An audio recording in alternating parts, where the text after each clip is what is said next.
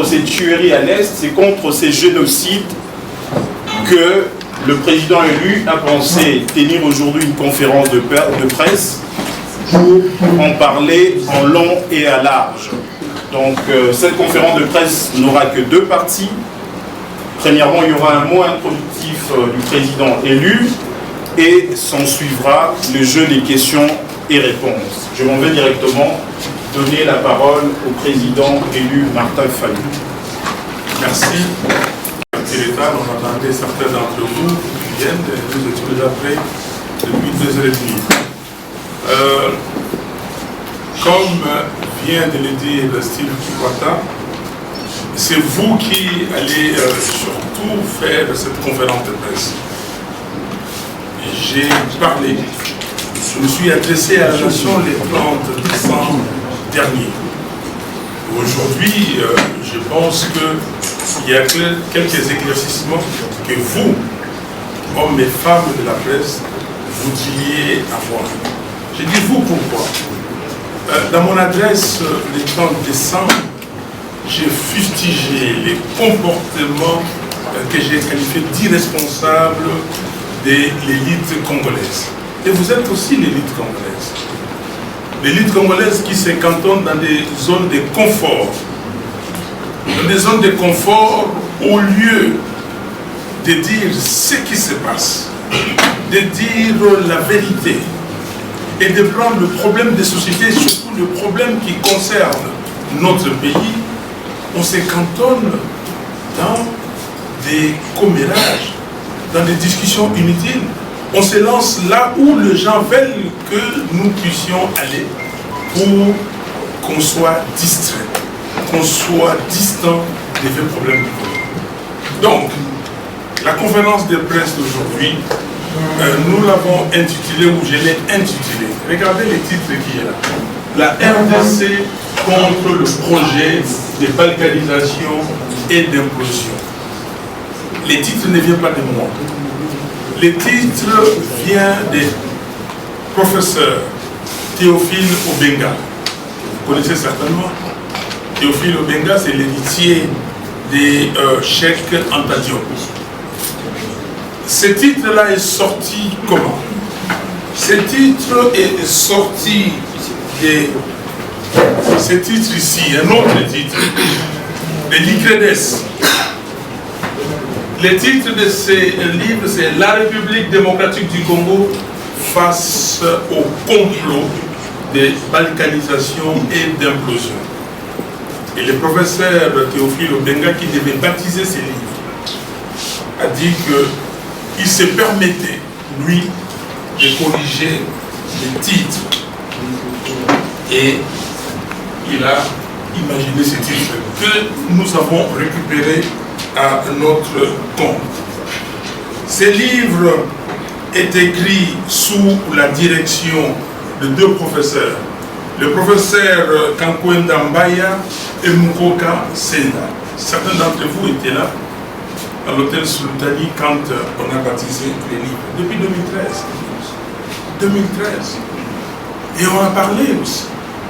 Et pour vous dire qu'il y a d'autres personnes qui ont parlé de ces projets de balkanisation de notre pays avant, j'aimerais qu'on regarde quelques éléments de vidéo, 3-4 éléments très courts, et comme ça, nous allons reprendre la discussion après.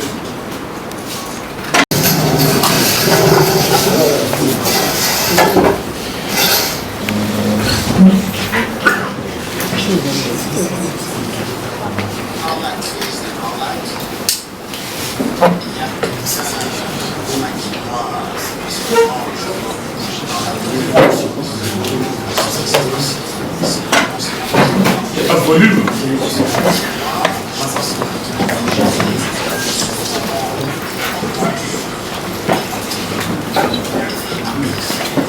Pendant qu'on arrange les volumes, ça c'est notre ami Charles Onana.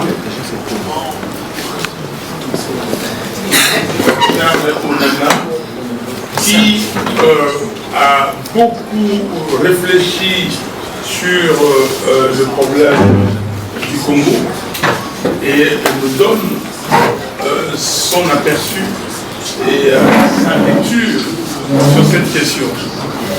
Et il nous dit que ce livre-là vient de la genèse de l'histoire. Il parle bien, il dit bien que quand Monseigneur Mouzirou a posé le problème, a posé la question, en ce moment-là, personne ne l'a suivi. Il en a payé de sa vie. Et après est arrivé Kengo Wadondo. Vous avez l'élément sur Kengo Wadondo, on aura aussi le même problème de son. Mettez l'image. J'ai vu Kengo Wadondo. On a parlé. Kengo Wadondo en a parlé, mais moi j'ai discuté moi-même avec Kengo et Kamanda en ce moment-là. J'étais en expatriation, je suis revenu. Et quand l'AFDEL faisait la marche, et j'ai discuté avec les deux. Kengo, Premier ministre, Kamanda Wakamanda, vice-premier ministre. Et il dit dans cet élément-là que nous étions prêts. Il y a eu des résolutions des Nations Unies qui ont demandé à ce que on fasse tout pour que les Hutus Rwandais qui étaient entrés ici, qu'on les rapatrie chez eux. Mais il y avait une pression telle sur le président Mobutu, le président de l'époque, qu'on ne pouvait pas. Et j'ai vu Kengo et Kamanda presque pleurer. Et Mobutu leur a dit que non, on m'a imposé. Fatigué qu'il était, il ne pouvait plus rien faire. Et dans cet élément, et j'aimerais, vous les journalistes, si vous pouvez voir le président Kengo, pour qu'il nous dise, parce qu'il dit à la fin, il sait ce qui s'est passé, il sait le pourquoi, mais il ne dira pas maintenant, donc à ce moment, et qu'il le dira un jour. Il faut qu'il le dise, pour que nous soyons édifiés ce qui s'est passé exactement. Autre élément, après cet élément, s'il vous plaît, après cet élément,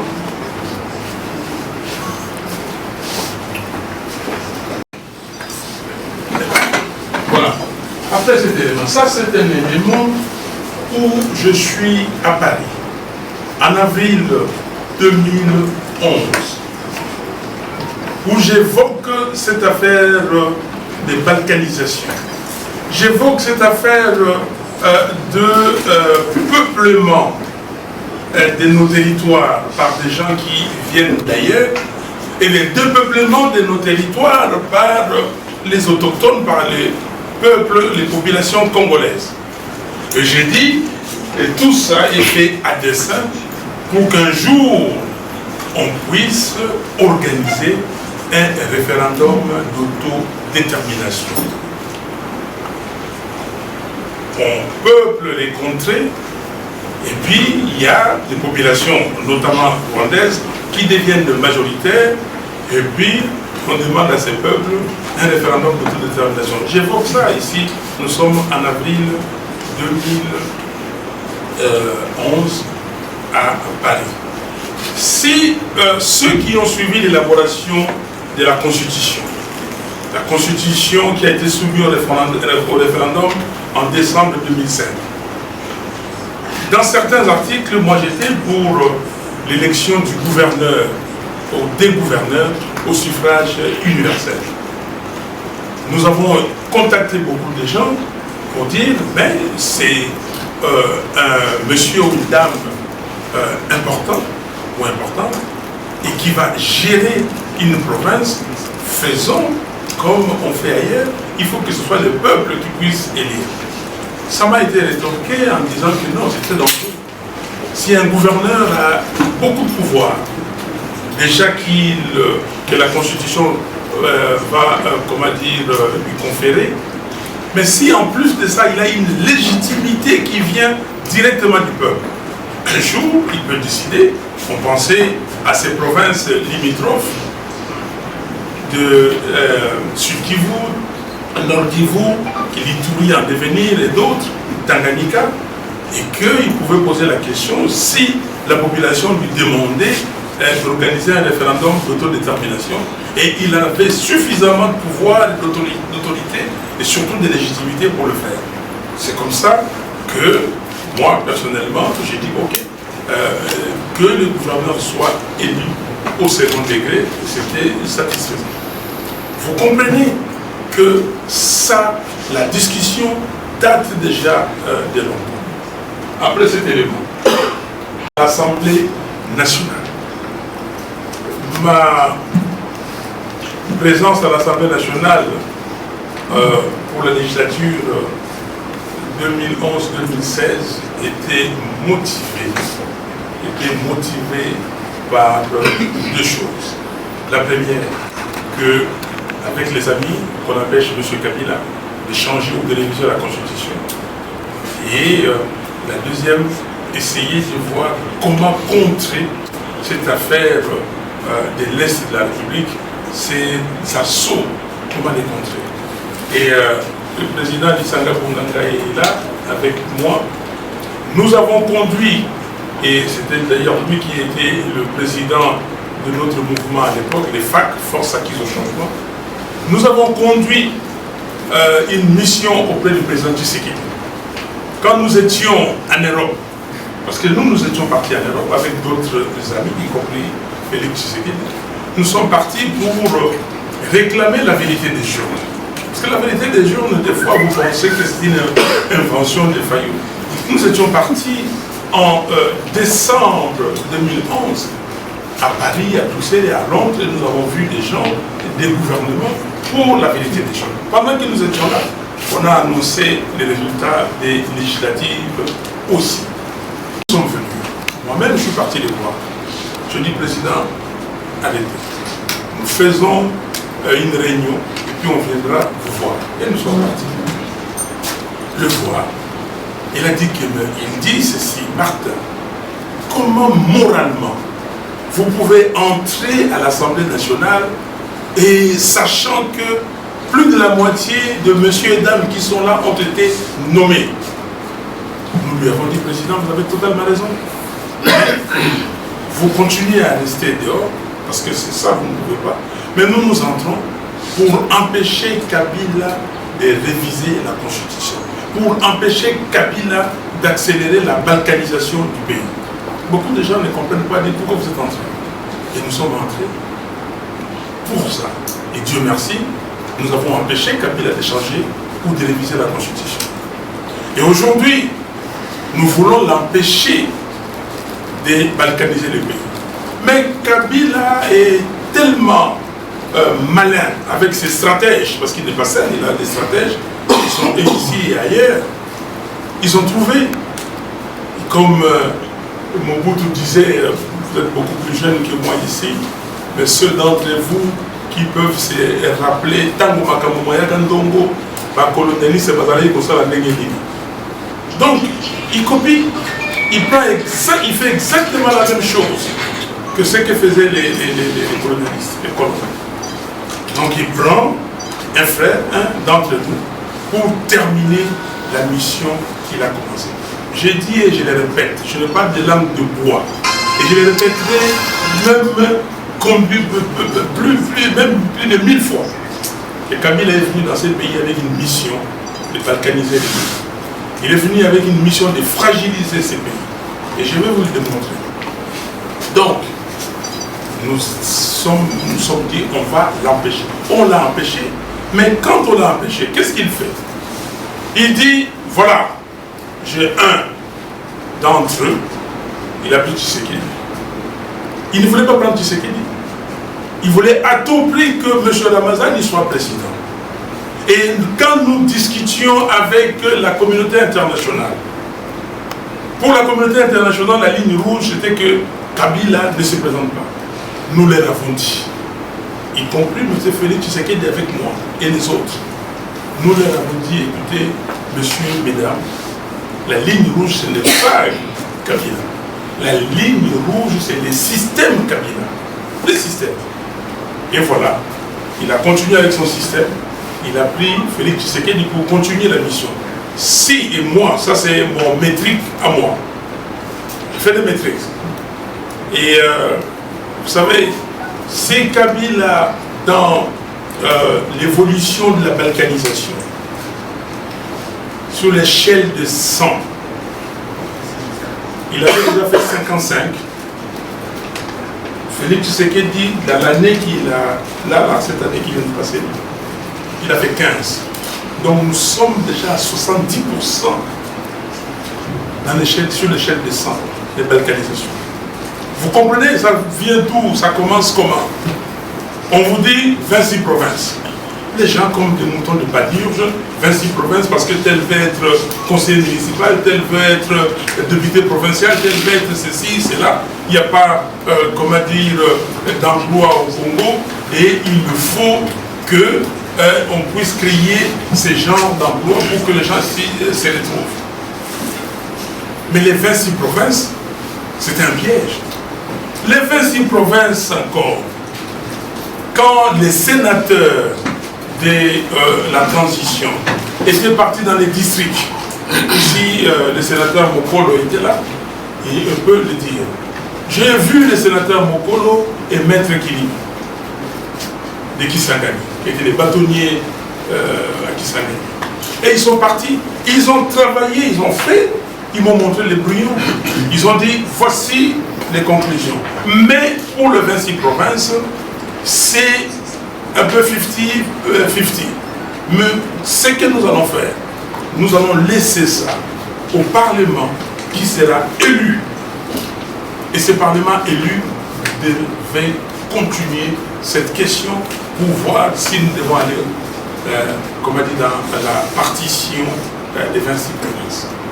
Précipitamment, Kabila, sachant ce qu'il voulait, et il a fait les 26 provinces. Est-ce qu'on peut me montrer la carte du Congo? Faites les 26 provinces éteignez pour qu'on voit bien la carte. On passe aux 26 provinces. Mais les 26 provinces, aujourd'hui, c'est quoi? C'est pour nous fragiliser. On a fragilisé davantage, comment dire, la RDC. Je mets quiconque au défi ici. Les gens ici, maintenant, certains d'entre vous savent d'où viennent mes parents. C'est comme ça que je le dis. Mais avant, est-ce que la moitié de cette salle savait de quelle province étaient mes parents? Moi, je suis Kinois, né ici à l'hôpital général de Kinshasa, comme le prêtre Ati Anjili, baptisé à l'église Sainte-Thérèse le 8 février 1957, 2 mois et demi après ma naissance. Je n'ai jamais eu des amis qui ne savaient pas d'où je venais. J'ai vu Modeste Bahati l'autre jour, que je connais depuis longtemps. On était dans le même groupe, les FDD, Forum pour la démocratie et le développement. Il me dit, mais Martin, c'est maintenant que j'apprends. Moi, je ne savais pas d'où tu venais. Mais maintenant, les gens sont en train de chercher, tu viens d'où, tu es d'où. Nous sommes Congolais. Et là, c'est fait à dessein. Parce que, comme je dis, et je disais à certains amis, surtout du Congo central, qui disaient, nous, les Né-Congo. J'ai dit, écoutez, arrêtez cette affaire des Né-Congo. Si vous êtes les Né-Congo, vous allez là-bas dans le Congo central, vous allez à Matadi pour une réunion, et quand, si vous êtes 15 pour une réunion, vous êtes tous les Né-Congo quand vous êtes entrés, et dès que vous commencez à prendre des décisions, vous allez regarder qui sont du bas-fleuve, qui sont des cataractes, qui sont des Roukaï. Écoutez-moi cette affaire. Aujourd'hui, je discute avec mes amis de l'Équateur. L'Équateur est saccagé. J'ai des gens ici des Nord Katanga. Mais les Katanga est saccagé. On vous dit que non, si votre siège n'est pas à Kolwezi, et si vous êtes dans le Lubumbashi, vous ne pouvez pas travailler avec les mines de Kolwezi. C'est ce que Kabila a cherché. On a poussé les 26 provinces pour accélérer la balkanisation de notre pays. Aujourd'hui, il s'est offert ce que j'appelle ici la principauté de Tanganyika. Ce pays-là, appelons-le comme ça, cette province, 130 000 km². Vous voyez, c'est plus grand que certains pays de ce monde. Ok? 134 000 km². Et les Graben Tanganyika, avec des puits de pétrole énormes. Vous avez les coltans, vous avez les lacs, vous avez tout, toutes les richesses que vous pouvez avoir, les minéraux autres que les coltans. Et Kabila se l'est offert. Touri, et de l'autre côté là-bas. On fragilise les gens. On parle de l'Inde ou de Emma. Oui, ça existait depuis longtemps, mais c'est encore l'instrumentalisation. On veut encore instrumentaliser les gens. À midi, on vient, on tue chez les Emma. Et à 18h, on dit les autres, les gars, vont tuer chez les Lendou, on dit que c'est la représailles. Or, non, c'est des gens qui instrumentalisent le peuple congolais. Vous regardez cette carte où nous pensons à ces projets de balkanisation. Si vous avez suivi mon adresse à la nation le 30 décembre, j'ai dit que c'est une balkanisation par étapes. On va d'abord faire une balkanisation économique et puis la balkanisation physique. Prenez la balkanisation comme vous voulez. Prenez le mot. Je suis des gens qui aiment la sémantique. Prenez les mots comme vous voulez. Aujourd'hui, vous avez des gens qui sont à Goma. Ils commercent beaucoup plus avec les Rwandais. Le pétrole vient de Mombasa, ça traverse. Vous avez tous ces gens-là. Moi, j'ai été à Goma plusieurs fois. Et ils commercent, ils discutent. On veut isoler toute cette région-là avec Kinshasa pour que les gens se disent, mais pourquoi nous devons toujours dépendre de Kinshasa? Pendant ce temps-là, on peuple les contrées de là. Dans la région ici, si vous regardez la carte d'Afrique, vous les avez certainement dans vos têtes. Regardez du point de vue aviation, aéroport international. On parle maintenant de hubs. Nous avons 2, même 3 hubs. Quand vous prenez Nairobi, c'est un grand hub. Vous prenez Addis Abeba, c'est un grand hub. Lomé est en train de devenir un hub. Maintenant, on nous dit qu'on va construire un aéroport international de plus d'un milliard de dollars à Kigali. Donc ça devient un hub. Mais ce hub-là, c'est pour quoi faire? Pour prendre quel passager? Ici, il y a plus de 40 millions d'habitants, là. Ok? Si vous prenez ça. Donc là, les gens viennent ici et vous êtes isolés. Et vous avez un îlot, entre guillemets, de prospérité de l'autre côté. Et ici, vous avez la misère. Chers frères et sœurs, cette introduction, c'est pour que vous, les hommes et les femmes, comment dire, les journalistes, la presse, vous puissiez faire votre analyse à vous. Moi, je crois à la théorie des cycles. Pour ceux qui ont étudié la théorie des cycles, il y a des cycles de Kondratiev, je ne sais pas si vous connaissez. Kondratiev a dit qu'il y avait des cycles de 40 à 60 ou 105 ans. Et peut-être pour être plus sur Terre et banaliser ça, je crois que vous connaissez des séries, comme les cycles. Il y a eu des cycles avec la machine à vapeur, ici il y a eu des cycles de bourgeois, maintenant nous sommes dans un cycle technologique et tout ça, mais si vous regardez bien, vous étudiez, vous allez voir que c'est respecté. Et je crois qu'aujourd'hui, le cycle est terminé, la série est terminée pour ces complots de balkanisation. Le président ghanéen, malheureusement, j'ai mis l'élément du président ghanéen. Le président ghanéen, avec qui j'ai animé une conférence à l'université de Harvard aux États-Unis au mois d'avril dernier. Et il a fait les opening remarks, j'ai fait les closing remarks. Qu'est-ce qu'il dit du Congo? Suivez, ces éléments sont sur le net. Comment nous pouvons avoir un pays comme le Congo qui souffre, qui soit le dernier de la classe, qui est la misère? Ce pays qui regorge de tous les minéraux dont le monde entier a besoin. Comment? Mais il dit, la responsabilité incombe à qui? à nous-mêmes. Il parle de nous Africains. Mais nous, à nous d'abord, Congolais. À nous, Congolais. Chers amis, s'il vous plaît, ici, ce n'est pas question de il n'aime pas ceci, il n'aime pas cela. Non. Il y a beaucoup de gens qui me reprochent ça. Mais quelqu'un qui a une identité ne cache pas son identité.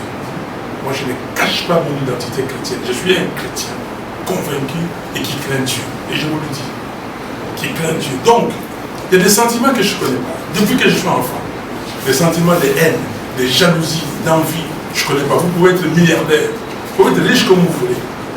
Et comme je ne vole pas, je ne peux pas vous envier.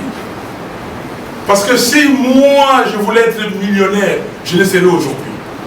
Certains d'entre vous connaissent mon background. Je le serais aujourd'hui millionnaire.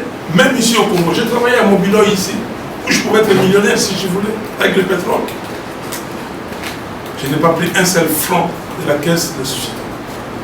J'étais directeur de mobile dans des pays que vous ne pouvez pas imaginer. J'étais au Nigeria. Vous savez ce que c'est être un directeur au Nigeria? Qu'est-ce que ça veut dire? Dans une compagnie pétrolière, je peux sauter avec des millions. J'étais directeur en Éthiopie, pays enclavé, au Mali, pays enclavé. Vous savez ce que ça veut dire?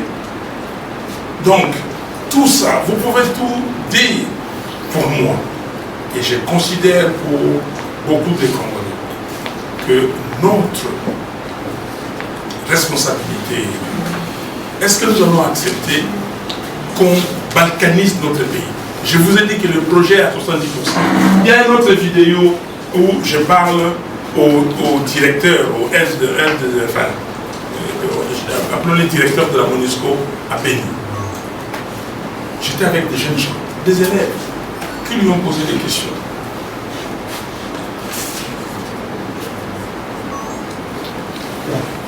Vous voyez que le projet est là. Comment comprendre que, quelque part, on vous dit que non, on a tué les gens se sont déplacés, et puis après, d'autres personnes sont venues parce qu'ils veulent cultiver les cacao et tout ça, et ceux-là sont restés, et personne ne leur cause problème. Comment? J'ai été à Béni. J'ai vu mes frères et sœurs de Béni. J'ai discuté avec les prêtres, avec les pasteurs, avec les communautés. Quand je vous dis que l'extermination de ces peuples Nandéhira, les génocides, il est vrai. Comment vous qualifiez les génocides? En Yougoslavie, on a parlé de quoi? Pourquoi en Yougoslavie, on a parlé de ça? Et nous ne voulons pas parler de ça ici, chez nous. On va éliminer un peuple. Je termine par ceci. Quand j'étais dernièrement, au mois de mai dernier, à Kisangani, j'étais très étonné de voir Kisangani, des stations-service, des belles constructions et de tout. J'ai demandé, mais qu'est-ce qui se passe? J'étais avec Mme Azaï. On nous a dit que non, ce sont les Nandés qui fuient Béni ou Dembo et qui sont ici. Allez vérifier. Et dans ma question en 2014 à l'Assemblée nationale, j'avais posé cette question. Où sont les hommes et les femmes d'affaires Nandés de Béni? J'ai cité des noms. Pourquoi l'ANR le pousse à s'expatrier, à quitter la contrée? Pourquoi? Kisangani, ça veut dire que ces hommes d'affaires et tout ça ont fui Béni pour aller investir. Donc on est en train de pousser les gens ailleurs, faire quitter ce territoire. Pitié. Et c'est la réalité. Quelqu'un qui dit qu'il ne voit pas des Congolais, des non-Congolais qui ont écrit.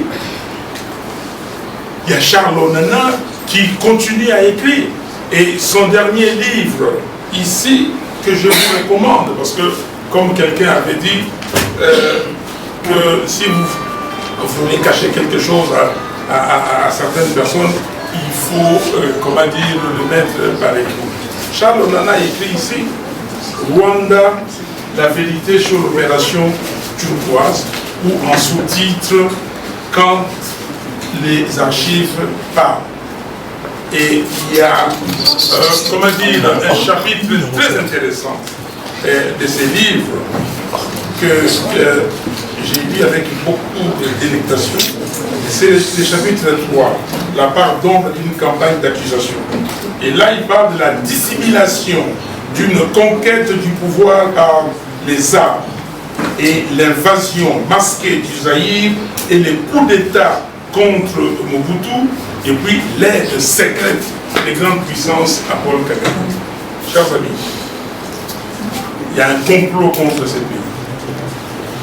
Il y a un complot. Et si on continue à nous distraire pour parler des sujets périphériques, on nous envoie à Couillonville et ils sont en train de travailler. Je termine par vous poser la question. Posez-vous la question. Pourquoi M. Roubaix-Roy, ça fait des années et des années, il est toujours ministre de la décentralisation. C'est réforme institutionnelle. Je prends encore à témoin Lissanga ici. Quand nous étions au dialogue de la Sainte, ils sont venus, son groupe voulait prendre ces ministères. J'ai dit non. Avec Moubaké, on s'est interposé pour dire non. Comme nous sommes interposés aussi pour les groupes des Bahati, qui voulaient prendre le ministère de l'économie, on a dit non, vous ne prenez pas ça. Pourquoi toujours vous? Pourquoi toujours Roubaix-Roy? Mais le problème, c'est que, je vous dis, je cite les noms, parce que je ne veux pas de langue de bois. Je cite les noms pour que vous puissiez, vous, après, approfondir. Voilà, j'ai dit, je vous remercie. À cette question de la balkanisation qui est sensible, je pense que le meilleur modèle serait héros national de Patrice Lumumba alobaki ebandaka alingaki bakata mboka na biso na biteni na biteni bakoki te. Si vous allez plus loin, ok, autant dit les peuples chi mushi des bashi bakomba oyo babitumo bango bakunda kuna bandaka tanga bakoma yango soki otali peuple nande parce que bango bazosala la ceinture pour mboka ekamwana te. Ndenge na 1960 balingaki bakata katanga, ok, sikoyo bakontinue mayele na bango sikoyo ezali nini? Ezali kofragilize mboka, kokotisa bitumba mindondo na biteni nyonso mboka. Soki otali makambo ya bayenyele, otalaka makambo ya bayenyele ezalaki instrumentalisation. Soki otali makambo akamona sapo, nayebi te soki kolanda makambo akamona sapo malamu, soki ti lelo boyebi ntina nini bato bakufa. Soki otali makambo abundu dia Congo et tout ça. Donc baza ko distraire bino, baza ko fragiliser mboka, bango balingi basala po bakata mboka biteli na biteli. Mais ndenge tolobaki tolobi na titre na biso tozali contre tokosala nyonso moto akosa bino te. Monseigneur Muziriwa akufa mpona yango.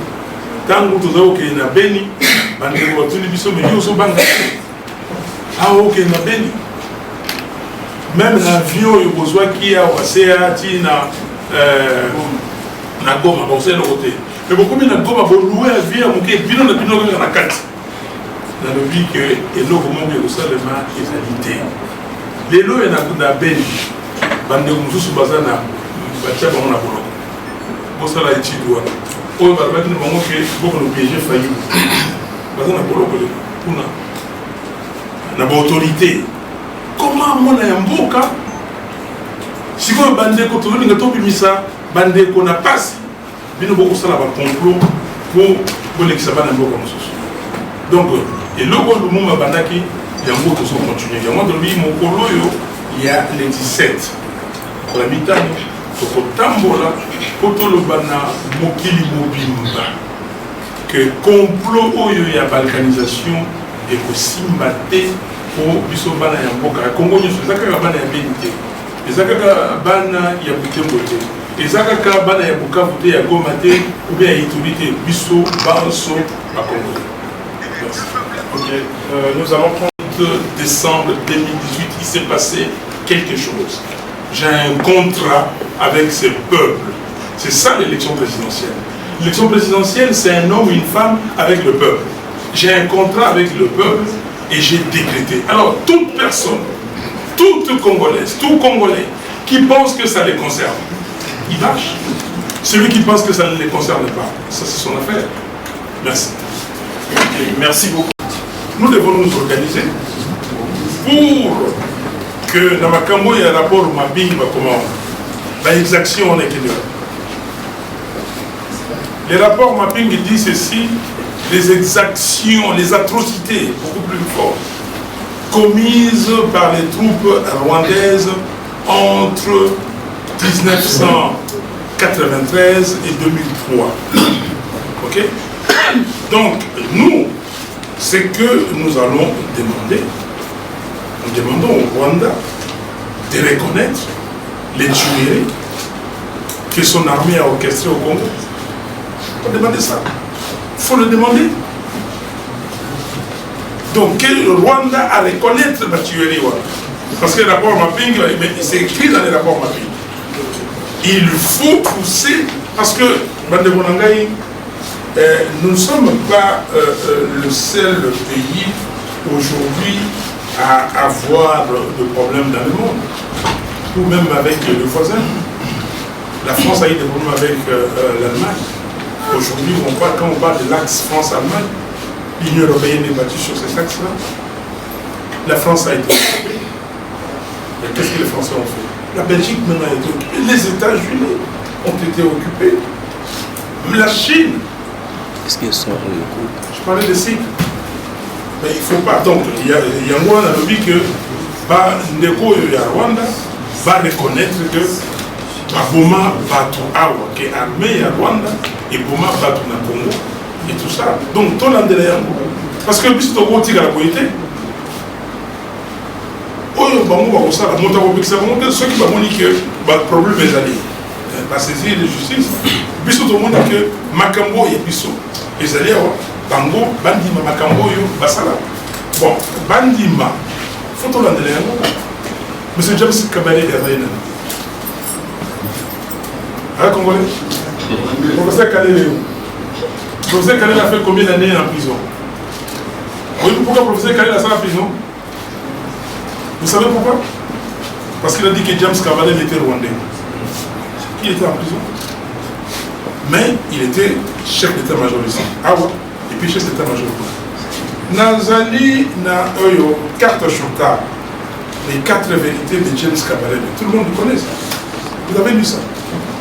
Les 4 vérités de James Kabarebe, ça date de 2012, le 29 août 2012. Tant qu'on a dit Makambo, on a dit non, c'est invraisemblable. J'ai cherché Colette Blackman, la Tunisie, mais Colette Blackman, Makambo Yoko, est-ce que peut-être Makambo Kabarebe a dit oui? Monsieur Fayulu, on a dit que Makambo Yoko, on a dit que c'est grave, mais quand on a enregistré, on a publié. La Bible publiée.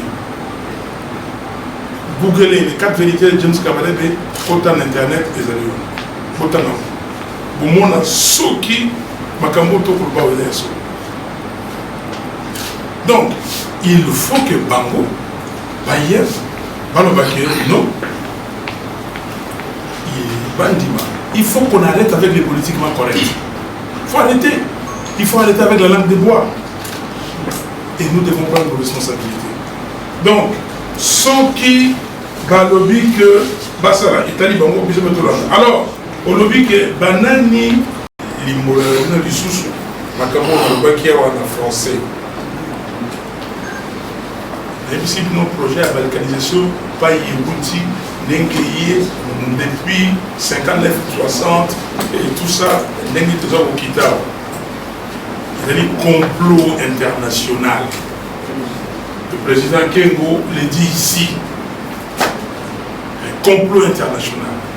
Est-ce que le complot on est allé parce que le Congo est l'équipe mondiale? Ils ont la richesse ébélée. Que Baboui, Kembo, ils ont la richesse, tous ont la casse. Il ne faut pas déstabiliser. C'est plus ce fauteuil Bango.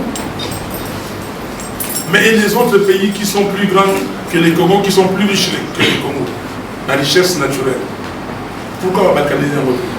Pourquoi on ne va pas balkaniser les États-Unis? Pourquoi on ne va pas balkaniser la Chine? Pourquoi on ne va pas balkaniser l'Australie? Pourquoi on ne va pas balkaniser le Brésil? Ce sont des pays aussi immensément riches en richesses naturelles et comment dire, minières.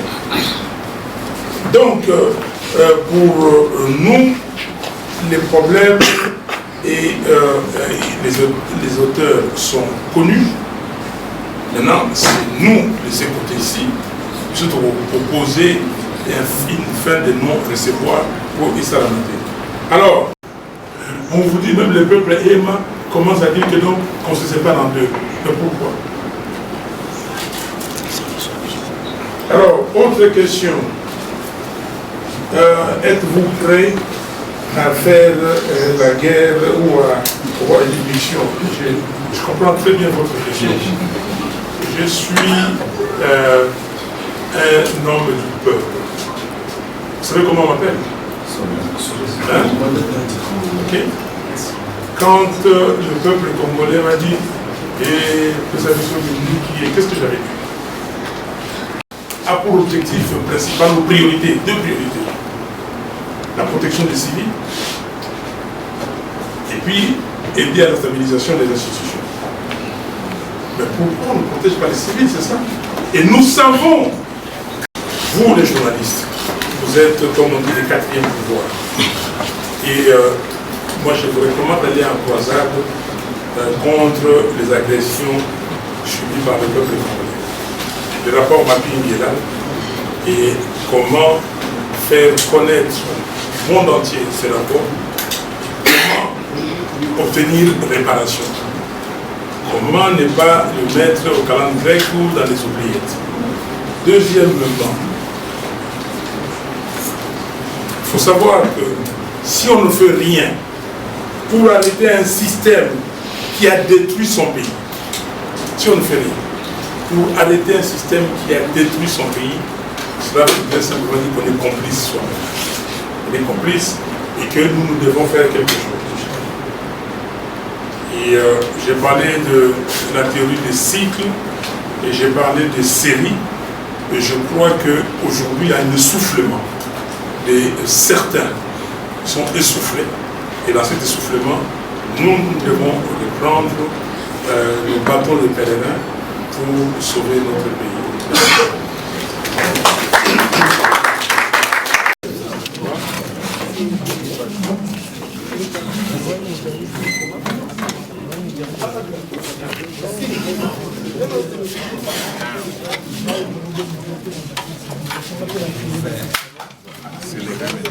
C'est pas là. Je peux pour c'est pas gagné.